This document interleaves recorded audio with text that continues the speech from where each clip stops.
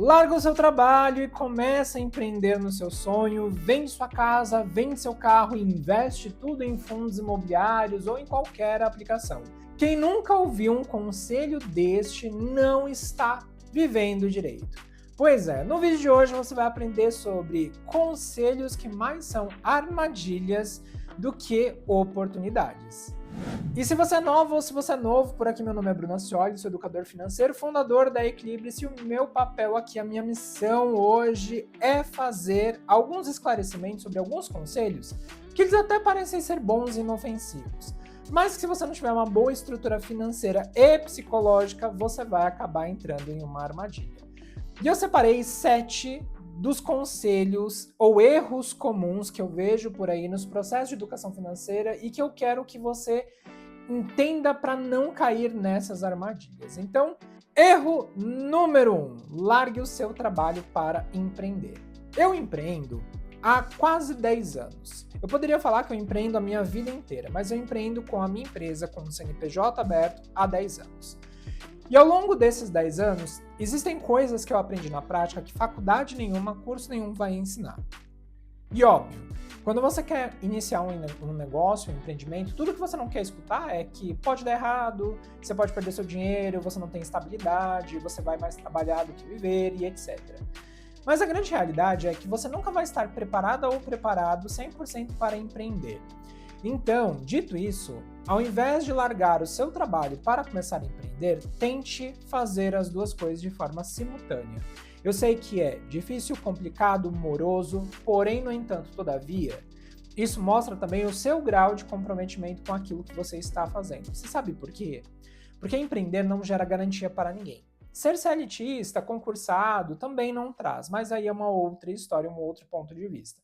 Mas a grande realidade é que você nunca vai estar preparado ou preparado 100% pelo que vem pela frente. E eu falo isso porque às vezes a gente faz cálculos de reserva financeira focados aí em sair de uma empresa, de um trabalho CLT para empreender, mas a grande questão é que a gente não sabe o tamanho do risco que enfrenta lá na frente. Nós já tivemos pandemia, nós temos várias crises como economia, então é sempre tudo muito complicado. Então, o meu conselho, quando você escutar essa história de largue o seu trabalho para empreender, é tente fazer isso de forma simultânea. Quando eu saí da empresa que eu trabalhava, eu não simplesmente saí e nunca mais voltei. Eu me preparei. Eu não tinha mais dívidas, eu tinha uma reserva financeira de 1 ano e meio, e mesmo assim, ainda aconteceram coisas na minha vida nesse período que fizeram com que uma reserva financeira de 1 ano e meio durasse apenas 3 meses. Então, toma bastante cuidado. Não saia de algo certo para algo incerto sem se programar.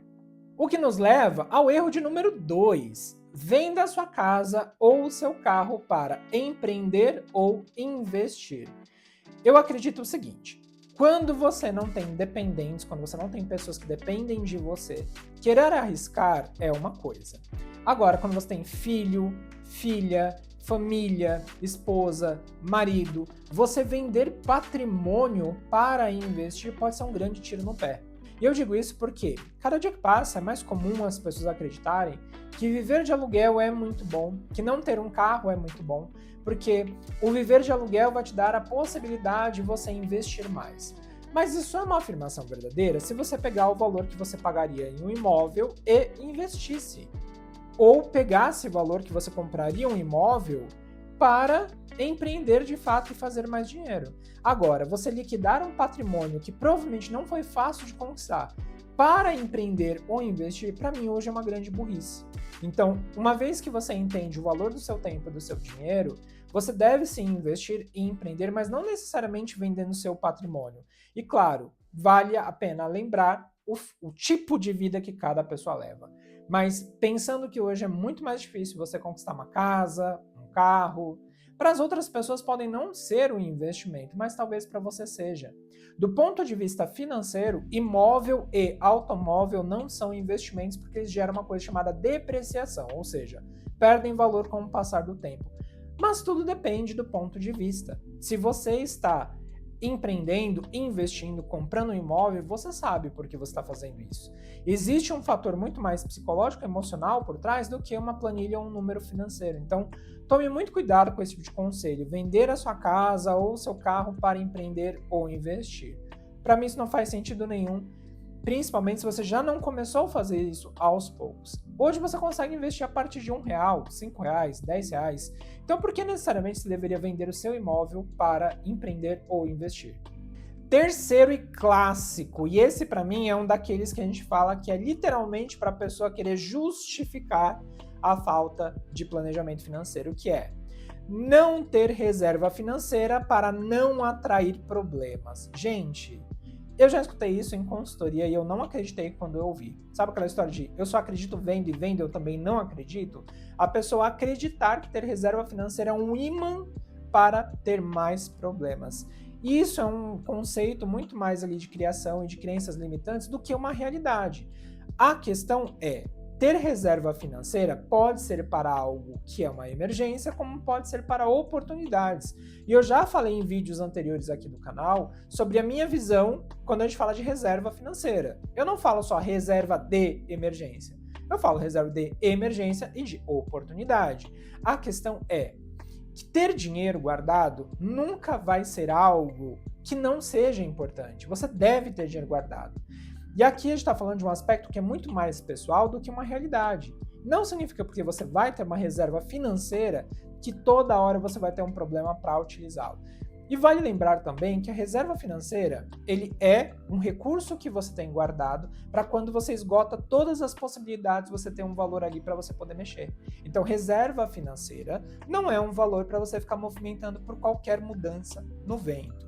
Ele é um valor que você tem que deixar dinheiro guardado para oportunidades e riscos da sua vida. Quarto, e também é um ponto de vista, gaste tudo no cartão de crédito. Eu já fiz vídeos aqui no canal falando que as pessoas deveriam concentrar os gastos dela no cartão de crédito. Mas existem pessoas que pegam somente esse recorte e levam como uma realidade absoluta.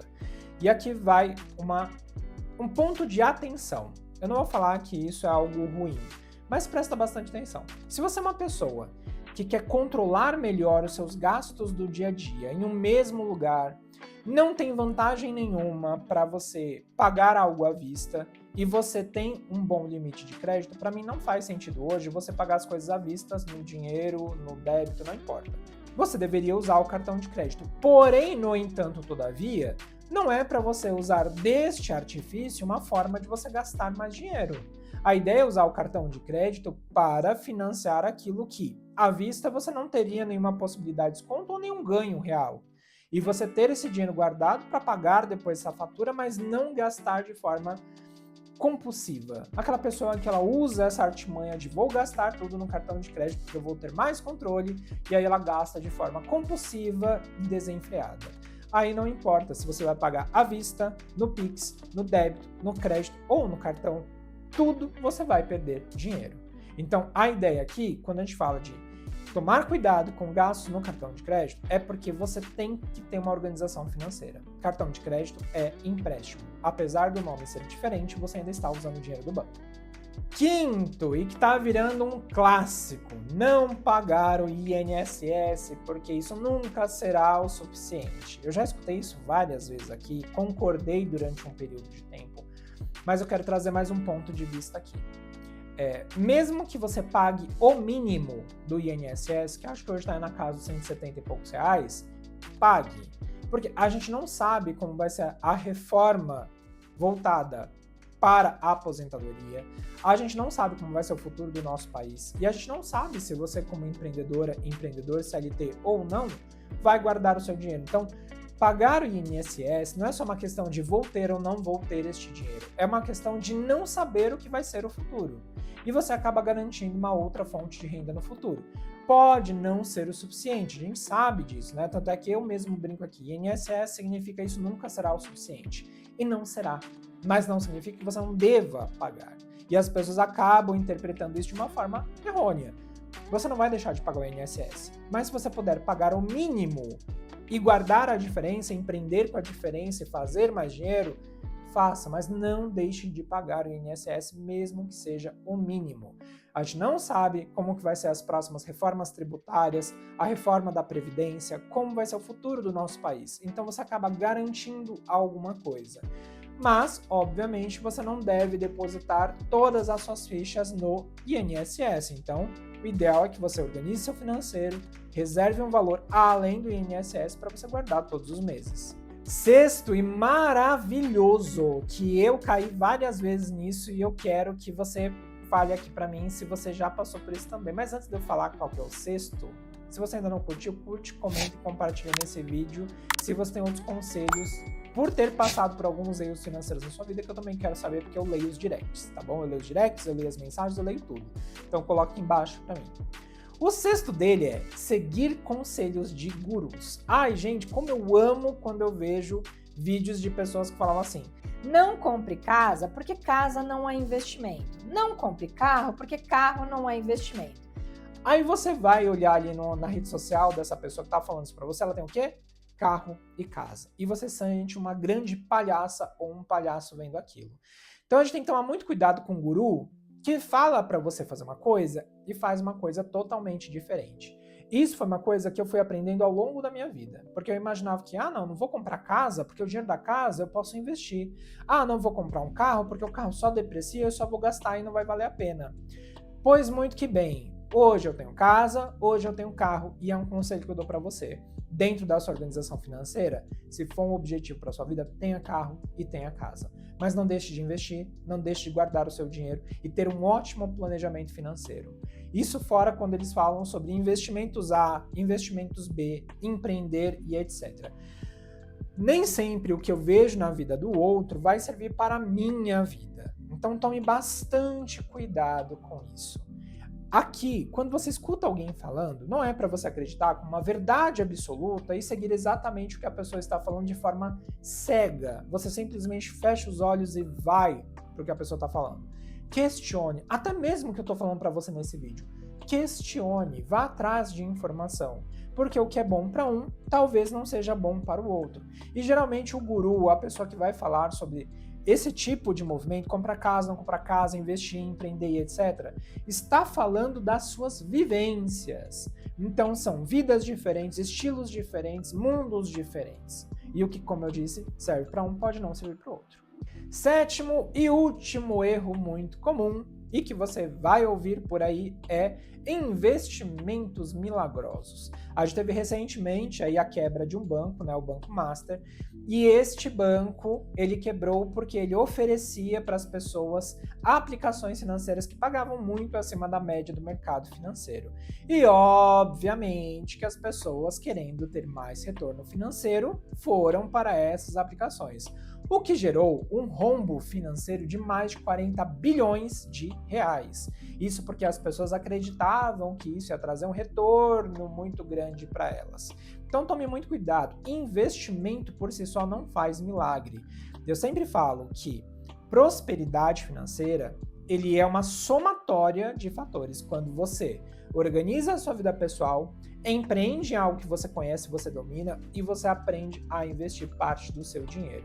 Quando você consegue manter essa tríade em equilíbrio, você obviamente vai ter muito mais resultado. E não é um milagre, é matemática. O fazer e fazer bem feito. Porque a gente percebe hoje, tem pessoas que fazem aplicações extremamente conservadoras, que não apresentam altíssimas rentabilidades e têm um padrão de vida, um custo de vida muito bom. A gente também vê pessoas que arriscam muito nos investimentos, que também têm resultados muito bons. A questão é, o investimento por si só não vai fazer milagre. Você precisa ter organização financeira e aprender a aumentar a sua renda. O investimento, ele só vai te trazer resultado se você cuidar dessas outras áreas antes.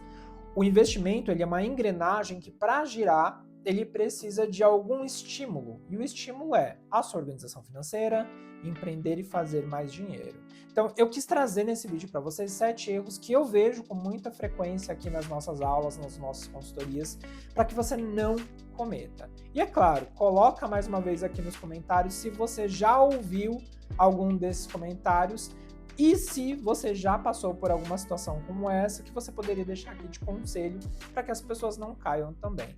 Espero que você tenha gostado desse vídeo, não esquece de curtir e compartilhar, seguir a gente lá no Instagram, nós estamos como Escola Equilibre-se, onde todo dia tem conteúdo novo lá para você, e a gente se vê no próximo vídeo. Tchau!